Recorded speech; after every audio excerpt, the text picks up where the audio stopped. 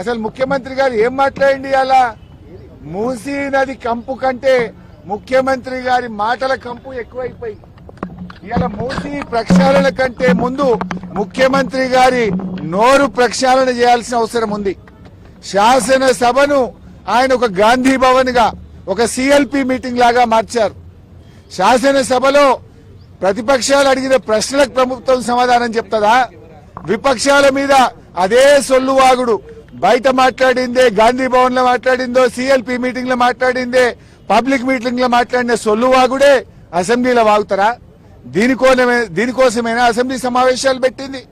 నేను సూటిగా అడిగిన మూసీకి తెచ్చే నీళ్లు కాళేశ్వరంలోని మల్లన్న సాగర్ ప్రాజెక్టు నుంచే తెస్తున్నారా అని అడిగాను. సమాధానం లేదు. మూసీకి మేము వ్యతిరేకం కాదు, మూసీలో పేదల ఇండ్ల కూల్చివేతకు వ్యతిరేకం. ఆ పేదలకు 2013 చట్టం ప్రకారంగా డబ్బులు ఇచ్చారా? ఇస్తే వివరాలు చెప్పండి అని అడిగాం. ₹1 ఇవ్వలేదు. వాళ్ళ ఇండ్లు కూలగొట్టి కేసీఆర్ గారు కట్టించిన డబుల్ బెడ్రూమ్లు ఇచ్చి పంపించారు.